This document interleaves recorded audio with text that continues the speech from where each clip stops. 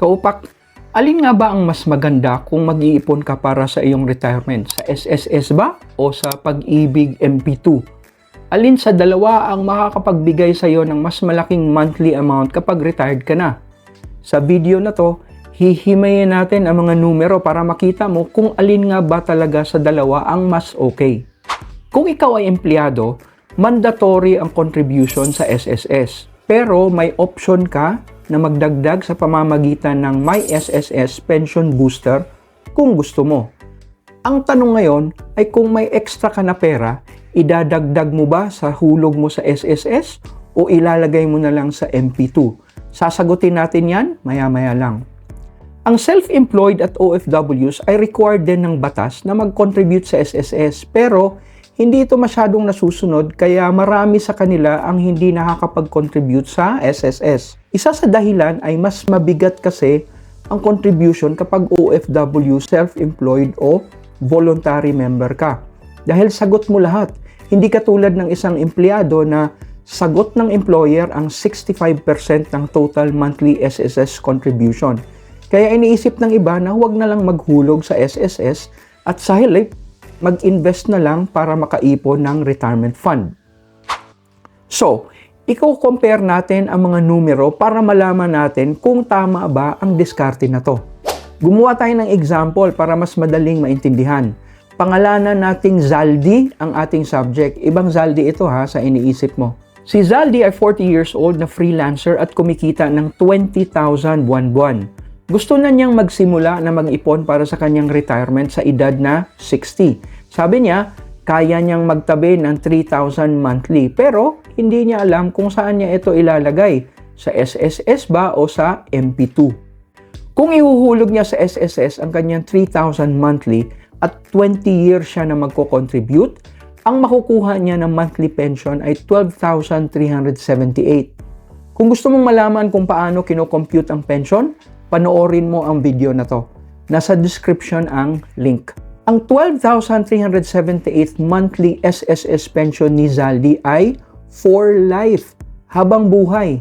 Magtutuloy-tuloy ito kahit umabot pa siya ng 100 years old o higit pa. At posible pa na lumaki ito in the future kapag naisipan ng gobyerno na itaas ang SSS pension. Bago ka umalma na maliit lang ang 12,000 na monthly pension, tama ka, maliit nga. Pero ito ay example lang para makita natin kung alin sa SSS at MP2 ang mas maganda. Kaya relax ka lang. Kung ilalagay ni Zaldi ang 3,000 monthly sa MP2, ang projected value nito after 20 years ay nasa 1.53 million kung ang dividend ay 7% per year. Kapag kukuha si Zaldi ng 12,378 buwan-buwan mula sa naipon niya sa MP2, katumbas ito ng monthly SSS pension sa unang option. Tatagal lang ang pondo niya ng 12 years. At pagkatapos maubos ang ipon niya galing sa MP2, wala na siya mapagkukunan ng pera. Kaya malinaw pa sa nakakasilaw ko na noo na malaki ang lamang ng paghuhulog sa SSS kumpara sa pag-i-invest sa MP2 kung ang kinikita mo ay nasa 20,000 monthly o mas mababa pa. Dahil sa SSS, sigurado ka na meron kang matatanggap na pension kahit anong edad ka pa umabot. Kung sa MP2 ka mag-iipon, 12 years lang after ng iyong retirement, ubos na. Paano kung aabot ka ng 75 o 80 years old o higit pa? Saan ka kukuha ng pera? Posible pa na hindi aabutin ng 12 years ang pera mo kung hindi ka maingat sa paggastos. Hawak mo kasi ang buong amount na galing sa MP2 at walang pipigil sa'yo kung gagastusin mo ito ng mas mabilis. Kaya kung wala kang disiplina sa paggastos, malamang mauubos agad ito. Tingnan naman natin ang comparison kung mas malaki sa 20,000 monthly ang kita.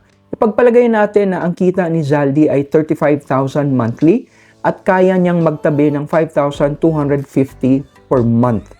Kung ihuhulog niya ito sa SSS for 20 years, ang kanyang makukuha pag retire niya ay regular SSS pension na 12,378 plus 5,159 mula sa Mandatory Provident Fund o MPF o total na 17,538 monthly. Ang MPF ay ito din yung may SSS pension booster. Kapag mahigit 3,000 monthly ang contribution mo sa SSS, ang sobra ay papasok na sa MPF. Makukuha ni Zaldi ang 17,538 monthly sa loob ng 15 years. Pagkatapos nito at naubos na ang MPF, ang regular SS pension na lang na 12,378 monthly ang kanyang matatanggap, pero for life na ito. Kung ilalagay naman ni Zaldi ang 5,250 monthly sa MP2 at kikita ito ng 7% dividend every year, ang magiging value nito after 20 years ay nasa 2.68 million. Kapag kukuha si Zaldi dito ng 17,538 monthly, nakatumba sa monthly SSS pension sa option 1, tatagal lang ang ipon niya sa MP2 ng 16 years. Ibig sabihin, pagdating niya sa edad na 76, ubos na ang pera niya galing sa MP2.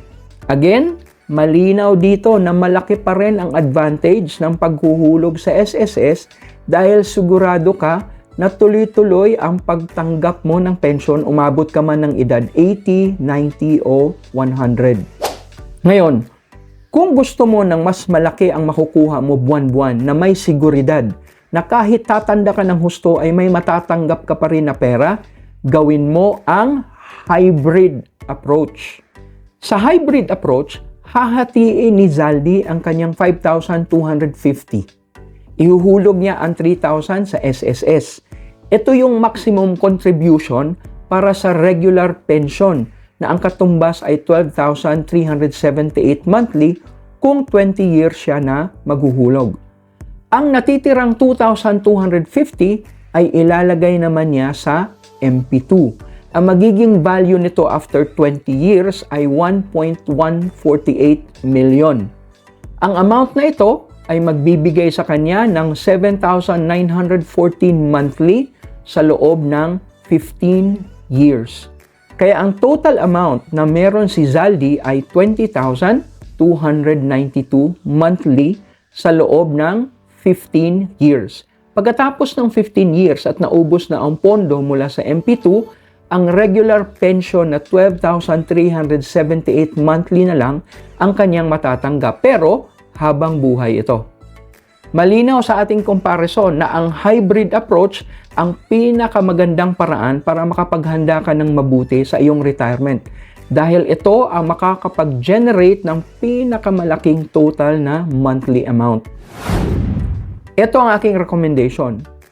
Kung ikaw ay self-employed, OFW o voluntary member, maghulog ka ng 3,000 monthly sa SSS kung kakayanin para makuha mo ang maximum na regular lifetime pension.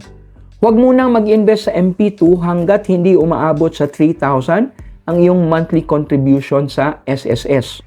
Kung kaya mo nang magtabi ng mahigit 3,000 monthly, ilagay mo ang extra sa MP2 dahil mas malaki ang kinikitang dividend ng MP2 kumpara sa kinikita ng may SSS pension booster. Ganon din kung ikaw ay empleyado. Kapag na-reach mo na ang maximum monthly contribution sa SSS, huwag ka nang magdagdag sa may SSS pension booster. Sa MP2 mo ilagay ang extra na ipon para ma-maximize ang tubo ng iyong pera. Kung gusto mo na sure na may matatanggap ka na pera sa pagtanda mo, kailangan talaga na mag-contribute ka sa SSS. Huwag kang maniwala sa sinasabi ng iba na mag-invest na lang kaysa maghulog sa SSS.